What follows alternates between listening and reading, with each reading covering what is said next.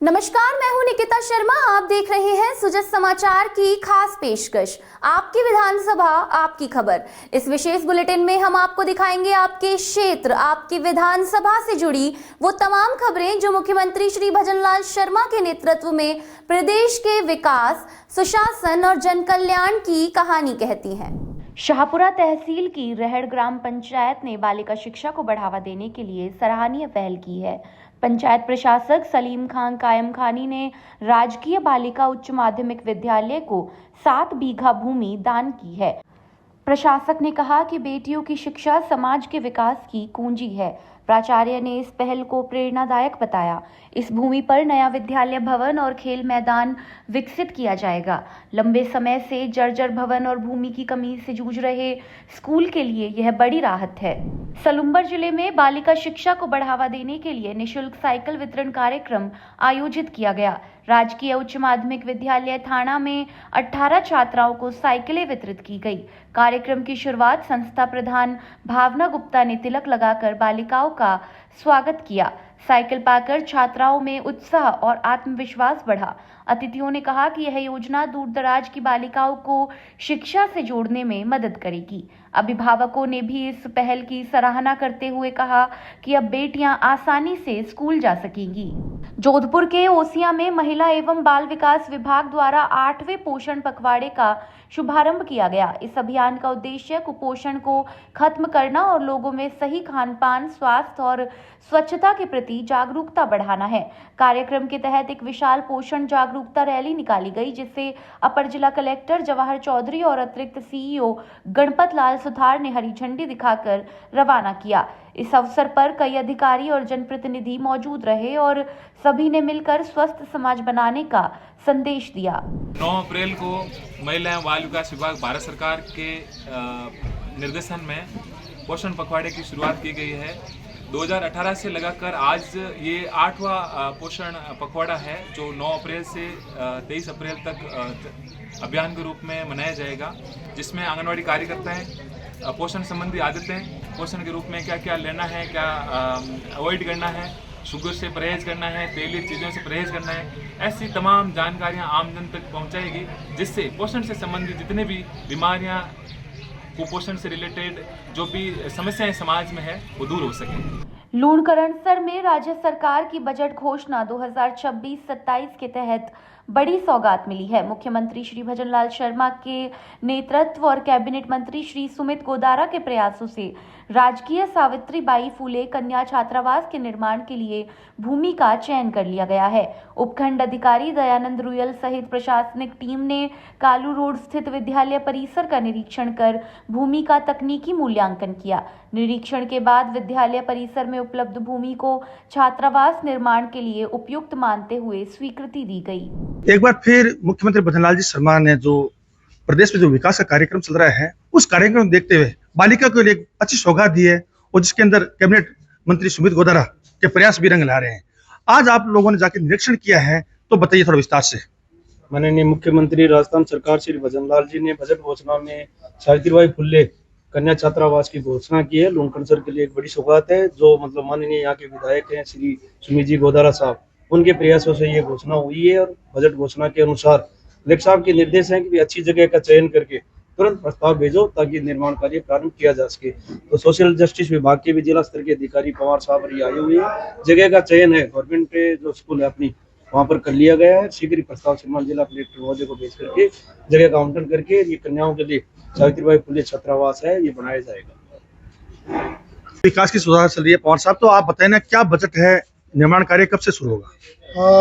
माननीय मुख्यमंत्री महोदय राजस्थान सरकार की बजट घोषणा 26-27 में श्रीमान सुमित गोदारा जी माननीय खाद्य एवं नागरिक आपूर्ति मंत्री के सख्त और सकारात्मक प्रयासों से लूणकरणसर के विधानसभा क्षेत्र में बच्चियों के लिए शिक्षा मुहैया हो और उनका आवासीय सुविधाएं उपलब्ध रहें, उनको निःशुल्क भोजन, ड्रेस, यूनिफॉर्म, रहना, बिजली सारी फ्री उनको सुविधाएं मिलेगी। और ये आज लूणकरणसर के उपखंड अधिकारी श्री रुलैया जी के साथ में वहाँ का बेगाराम जी जो पीए साहब हैं, प्रधान जी कानाराम जी गोदारा जी हैं, और हमारा सुपरिटेंडेंट और डॉक्टर अरविंद जी आचार्य, सहायक निदेशक पूरी टीम ने, पटवारी जी और पूरी टीम ने वहाँ 80/50 की भूमि का चयन किया है। भूमि एकदम अच्छी और बढ़िया लोकेशन पे है, सुंदरना रोड पे है।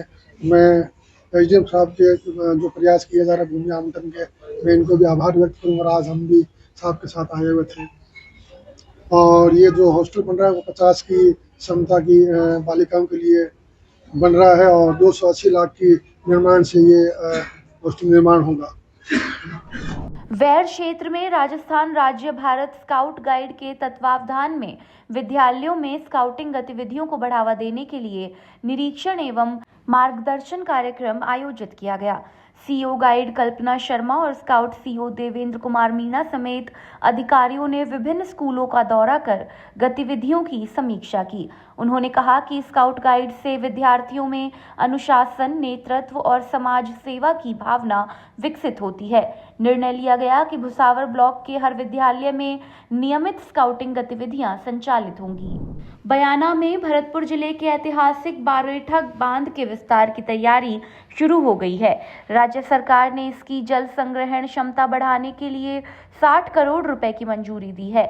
जल संसाधन विभाग के अधिकारियों ने बांध का निरीक्षण कर कार्यों को समयबद्ध और गुणवत्तापूर्ण तरीके से पूरा करने के निर्देश दिए। फिलहाल अधिक पानी आने पर उसे छोड़ना पड़ता है, लेकिन अब अतिरिक्त जल को संरक्षित किया जाएगा। परियोजना पूरी होने पर सिंचाई व्यवस्था मजबूत होगी और पेयजल आपूर्ति में सुधार आएगा। मालपुरा उपखंड के ग्राम टोरडी में सही पोषण देश रोशन संदेश के साथ 8वें पोषण पखवाड़े का शुभारंभ हुआ। आंगनबाड़ी केंद्र कहार ढाणी में आयोजित कार्यक्रम में महिलाओं, गर्भवती माताओं और बच्चों को संतुलित आहार का महत्व समझाया गया। प्रधानमंत्री मातृ वंदना योजना के लाभों की जानकारी भी दी गई ताकि माताएं पोषण पर विशेष ध्यान दे सके। जंक फूड से बचने और खिचड़ी, दलिया, दूध व फल जैसे पौष्टिक आहार अपनाने की सलाह दी गई। 9 से 23 अप्रैल तक चलने वाला यह अभियान पोषण, स्वास्थ्य और स्वच्छता के प्रति जागरूकता बढ़ाएगा। लाड़पुरा विधायक कल्पना देवी ने महात्मा गांधी राजकीय विद्यालय बोरखंडी में नए विकास कार्यों का लोकार्पण और शिलान्यास किया। 34 लाख रुपए की लागत से 2 नए कक्षा कक्ष और मरम्मत कार्य पूरे किए गए। वहीं 12.31 लाख रुपए से बनी विज्ञान प्रयोगशाला का भी उद्घाटन किया गया। इसके साथ ही केडीए द्वारा 29 लाख रुपए की लागत से 2 और कक्षा कक्षों का निर्माण शुरू किया गया है। बाद में उन्होंने गेहूं तुलाई केंद्र का निरीक्षण कर किसानों को बेहतर सुविधा देने के निर्देश दिए। खेतड़ी के राजकीय उप जिलाजित अस्पताल में होम्योपैथिक दिवस उत्साह के साथ मनाया गया। कार्यक्रम की अध्यक्षता पीएमओ डॉक्टर अक्षय शर्मा ने की और केक काटकर शुभारंभ किया गया। इस अवसर पर डॉक्टर संदीप डांगी ने होम्योपैथी चिकित्सा के विशेषताओं की जानकारी दी। इस दौरान उन्होंने बताया कि यह उपचार रोग की प्रकृति पर आधारित होता है और लक्षणों के अनुसार दवा दी जाती है। उन्होंने कहा कि नई बीमारियों में दवा जल्दी असर करती है, जबकि पुरानी बीमारियों में समय लगता है। कार्यक्रम में मरीजों को सुरक्षित और प्रभावी उपचार के बारे में जागरूक किया गया। आज विश्व होम्योपैथिक दिवस की सभी को हार्दिक शुभकामनाएं। आज विश्व भर में 271वां विश्व होम्योपैथिक दिवस का सेलिब्रेशन किया जा रहा है। ये विश्व के हर कोने में, हर देशों में इसका आयोजन किया जा रहा है। होम्योपैथिक के जनक डॉक्टर सैमुअल हनीमैन का आज जन्मदिन है। उसी के उपलक्ष्य में ये विश्व होम्योपैथिक दिवस का आयोजन किया जा रहा है। होम्योपैथी आज की प्रचलित चिकित्सा पद्धतियों में सर्वसुलभ, सुगम और लेने में सुगम होने की वजह से काफी प्रचलित होती जा रही है। WHO के अनुसार आज विश्व में प्रचलित चिकित्सा पद्धतियों में दूसरी सर्वाधिक उपयोग में काम आने वाली चिकित्सा पद्धति है। होम्योपैथिक जीवन में डॉक्टर हनीमैन ने खुद एक एलोपैथिक के फिजिशियन थे, लेकिन फिर भी उन्होंने होम्योपैथिक का आविष्कार किया और होम्योपैथिक के चिकित्सा पद्धति को विश्व भर में प्रचलित करने में इनका भरपूर योगदान रहा। इन्हीं के जन्म उपलक्ष्य में हम विश्व होम्योपैथिक दिवस का आयोजन करते हैं और पुनः मैं सबको होम्योपैथिक दिवस की शुभकामनाएं देता हूँ। आज विश्व होम्योपैथिक दिवस के अवसर पर जो आज डॉक्टर हनीमैन, जो कि फादर ऑफ होम्योपैथी हैं, उनके जन्म दिवस के अवसर पर राजकीय उप जिला अस्पताल में केक काटकर उनका जन्म दिवस मनाया गया। आज 271वां विश्व होम्योपैथिक दिवस है और मैं ये कहना चाहूंगा कि हर पत्ती की अपनी अपनी उपयोगिता है और होम्योपैथी पत्ती है। इसमें भी हमारे राजकीय जिला अस्पताल में डॉक्टर संदीप डांगी द्वारा बहुत अच्छा कार्य किया जा रहा है तथा इन डॉक्टर संदीप डांगी के कार्य ग्रहण करने के बाद लोगों में होम्योपैथी के प्रति भी रुझान बढ़ा है और मैं डॉक्टर संदीप डांगी को इनके उज्जवल भविष्य की कामना करते हुए बहुत बहुत बधाई और बहुत बहुत शुभकामनाएं देता हूँ। ब्यावर में पशुपालन विभाग के उपनिदेशक डॉक्टर विश्वास कुमार ने पशुपालकों के लिए चलाई जा रही योजनाओं की जानकारी साझा की। उन्होंने बताया कि मोबाइल वेटरनरी योजना के तहत चल पशु चिकित्सा इकाई पशुपालकों के लिए काफी उपयोगी साबित हो रही है। इस सेवा का लाभ लेने के लिए कोई भी पशुपालक टोल फ्री नंबर 1962 पर कॉल कर सकता है। कॉल मिलते ही जयपुर स्थित कंट्रोल रूम से नजदीकी वैन को सूचना भेजी जाती है, जो तुरंत पशुपालक के घर पहुंचकर पशुओं का निःशुल्क उपचार करती है। इस वैन में डॉक्टर, सहायक कर्मचारी और आवश्यक दवाइयां उपलब्ध रहती हैं। जिला विधिक सेवा प्राधिकरण डीडवाना द्वारा जागरूकता कार्यक्रम आयोजित किया गया। कार्यक्रम में जिला न्यायाधीश नाहर सिंह मीणा ने विद्यार्थियों को ऑनलाइन सुरक्षित रहने और साइबर अपराधों से बचने के उपायों की विस्तृत जानकारी दी। उन्होंने साइबर क्राइम के खतरों के बारे में भी बच्चों को जागरूक किया। उपाध्यक्ष रोहिणी बांगड़ ने छात्राओं को सलाह दी कि वे अपनी छोटी से छोटी समस्या अपने माता पिता और शिक्षकों के साथ जरूर साझा करें।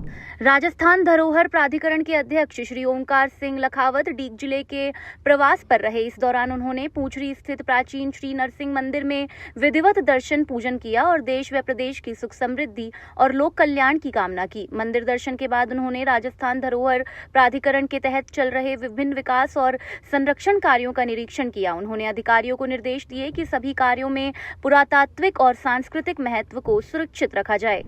एक समग्र रूप से पूंछरी के लोटे का एक तीर्थ के रूप में विकास हो, जिसमें आने वाले तीर्थयात्री के लिए सभी प्रकार की सुविधाएं भी हो, सौंदर्यीकरण भी हो, परंतु आध्यात्मिक दृष्टि से इसका विकास हो। उस दृष्टि से आज हमने कुछ मंदिरों को देखा, दर्शन किए। बाकी शहर का भी इसमें जो होना है, बिना किसी व्यक्ति को नुकसान पहुंचाए हुए लाखों तीर्थयात्रियों के लिए कैसे सुविधाजनक बनाया जा सकता है, इस दिशा में विनम्र प्रयास करें। मुख्य सचिव के निर्देशानुसार पंचायत समिति खंडार में उपखंड स्तरीय अटल जनसेवा शिविर का आयोजन किया गया। शिविर की अध्यक्षता जिला कलेक्टर कानाराम ने की। इस शिविर का उद्देश्य आमजन की समस्याओं का त्वरित समाधान और सरकारी सेवाओं की बेहतर उपलब्धता सुनिश्चित करना रहा। शिविर में विभिन्न विभागों से जुड़े करीब 50 परिवाद प्राप्त हुए। जिला कलेक्टर ने सभी शिकायतों को गंभीरता से लेते हुए अधिकारियों को निर्देश दिए कि हर मामले का समयबद्ध और पारदर्शी समाधान किया जाए। सवाई माधोपुर के राजकीय उच्च माध्यमिक विद्यालय पांचोलास में कक्षा 10वीं और 12वीं में उत्कृष्ट प्रदर्शन करने वाले विद्यार्थियों के सम्मान में भव्य समारोह आयोजित किया गया। कार्यक्रम की अध्यक्षता सरपंच पायलट गुर्जर ने की। इस दौरान मेधावी छात्र छात्राओं को माला और साफा पहनाकर साथ ही स्टेशनरी किट और बैग देकर सम्मानित किया गया। उनके उज्जवल भविष्य की कामना की गई। प्रधानमंत्री श्री नरेंद्र मोदी और मुख्यमंत्री श्री भजनलाल शर्मा के मार्गदर्शन में डबल इंजन सरकार द्वारा प्रदेश भर में पीएम कुसुम सूर्यघर योजना तेजी से लागू की जा रही है। इसी क्रम में उदयपुर में अजमेर विद्युत वितरण निगम के माध्यम से 8,233 उपभोक्ताओं के लिए 33 मेगावाट क्षमता के सोलर प्लांट लगाए गए हैं। साथ ही जिले के 50 सरकारी भवनों पर 2 मेगावाट क्षमता के सोलर प्लांट भी स्थापित किए गए हैं। इन सोलर प्लांट से रोजाना करीब 2 लाख यूनिट बिजली का उत्पादन हो रहा है, जिससे उपभोक्ताओं को बेहतर बिजली आपूर्ति मिल रही है और आर्थिक बचत भी हो रही है। राजस्थान सरकार की ओर से और भारत सरकार की ओर से महत्वपूर्ण योजना पीएम सूर्यघर मुफ्त बिजली योजना के तहत 8,233 उपभोक्ताओं के हमने 33 मेगावाट क्षमता के प्लांट स्थापित किए हैं।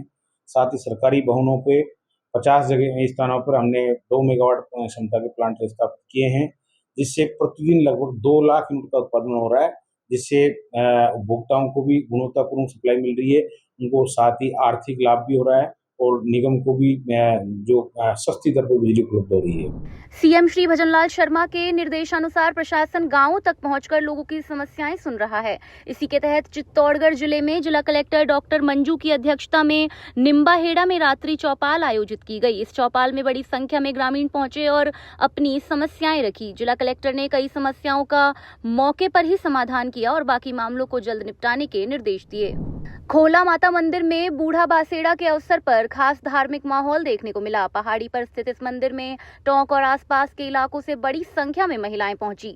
महिलाएं अपने घर से एक दिन पहले बनाए गए ठंडे पकवान लेकर आई और माता को भोग लगाया। इसके बाद उन्होंने परिवार की खुशहाली, बच्चों की अच्छी सेहत और सुख समृद्धि की कामना की। यह मंदिर टोंक की अरावली पहाड़ियों में एक प्राकृतिक गुफा में स्थित है। मान्यता है कि इस गुफा का संबंध करीब 40 किलोमीटर दूर निवाई के महादेव मंदिर से है।